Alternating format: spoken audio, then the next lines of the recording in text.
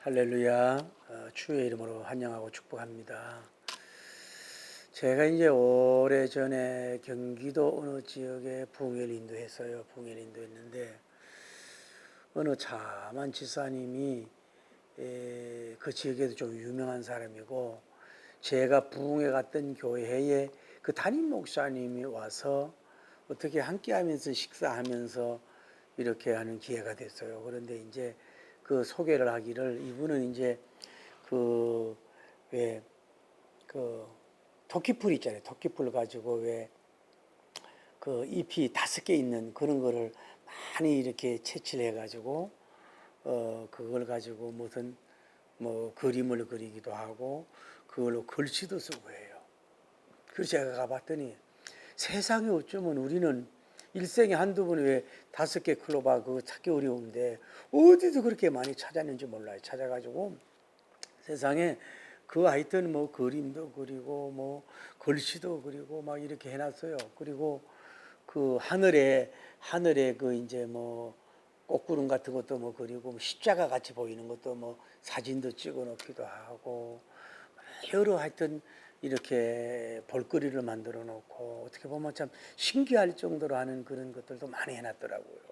그래서 그 당시만 해도 이제 그 돈은 주지 않고 왜 글쎄 시에서 인정하는 건지 작은 하여튼 그 볼거리나 박물관 정도는 아니더라도 이렇게 그 탐방하면서 그런 어떤 예술적인 거 이런 거를 좀 찾고 이럴 때에는 그 이렇게 그 흥미로운 시간을 가질 수 있는 그런 홀에다가 그런 걸 해놨단 말이에요. 그래서 저를 하도 초대를 해가지고 한번 가봤더니 기독교 문화도 있는 것 같고 뭐 십자가 형태도 만들어 놓고 성경 구절도 써놓은 것 같고 여러 가지를 해놨는데 얼마나 공과 정성이 들어갔는지 참 어떤 면으로 존경스럽더라고요.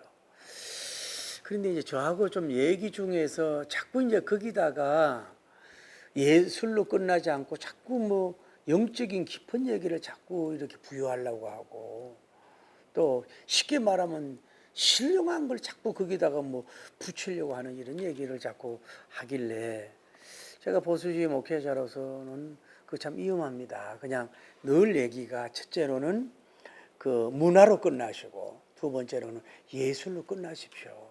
그 이상을 자꾸 뭐를 이렇게 더 하려고 하고 쉽게 말해서 신령화하려고 하고 뭐 또 어떻게 보면 뭐 신성화하려고 하고 왜 신비화하려고 하면은 잘못하면 위험합니다. 이러고 왔는데, 그러고 나서 이제 세월이 좀 지났는데 뭐 제가 이제 그날도 집회 갔다 쉬고 있는데 어떤 분이 그 전화가 어떻게 알고 그 전화가 와서 그래서 그분이 나보고 이렇게 얘기해요.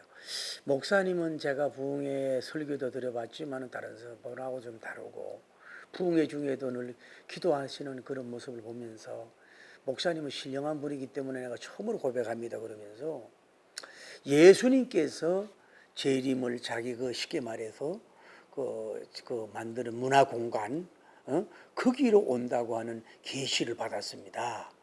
그러면서 목사님 하면 특별히 기도해 보세요. 그래서 제가 너무 화들짝 놀랐어요. 그때도 내가 재림 이후의 사건들을 책을 사가지고 이단들에 대해서 경계하고 심고 그럴 때인데, 그래 내가 놀라면서 막 설명을 했죠. 그건 아닙니다. 내가 지난번에 예술이요 문화로 끝나고 당신 그 정도 내가 존중한다. 그러나 그 이상 그러지 말아라. 물론 예수님이 온다는 건 사도행전 1장을 봐라. 그 찌른 자도 볼 것이요 다 공개적으로 온다 그랬는데 어떻게 거기만 오겠나 전체적으로 옵니다. 이래도 아닙니다.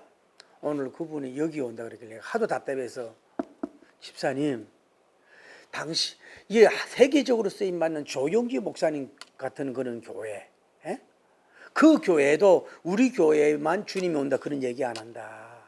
제발 좀 정신 좀 차리라고 제가 그렇게 얘기하면서 좀 격양되게 책망하고 끝난 적이 있어요. 여러분, 제가 왜 이걸 하냐면은 여러분이 어떤 일에 너무 심취하거나 몰입하거나 몰두하다 보면 또 주님을 사랑하는 가운데에서 뭐 문화나 예술이나 뭐 사진이나 이런 걸 자꾸 보면은 거기다가 자꾸 여러분이 그 신비화, 신성화 시키려고 보면 이상하게 되는 경우가 있어요. 여러분 예를 들어서 제가 이 잡돌을 하나, 잡돌이라 그러더니 이런 돌을 가지고 왔는데 이 돌을 놓고 이걸 자꾸 이렇게 보면은 그냥 돌은 돌이다 이렇게 생긴 모양이 이랬네 이걸로 끝나면 되는데 이걸 갖다가 보잖아요 뭐 같이 생겼네 여기는 코고 여기는 눈 같이 생겼네 어떻게 보면 이거는 뭐 같이 생겼 자꾸 요거 눈 같이 하고 했네 여기가 뭐 또 뱀이 둘렀네 요 꽃이 있네 자꾸 그렇게 의미를 부여하다 보면 그렇게 보인다고요. 여러분 예를 들어서 어두울 때라든지 밤에 가서 기도하러 갈 때 보면 갑자기 왜 그 나무를 갖다가 사람을 오인하고 이럴 때가 우리가 착각할 수가 있잖아요. 한영을 볼 수가 있다 이 말이에요. 여러분 뭐 어떤 분은 또 하늘에 나는 그 그림 사람들 뭐 사진들 또 뭐 이런 걸 찍은 것도 이런 것도 있잖아요. 이런 것도 조심. 얼마 전에 또 오래전에는 왜 하늘에 왜 그 구름이 마치 예수님의 모습 같다 그러면 그걸 찍어가지고 막 단톡에 난리 냈어요.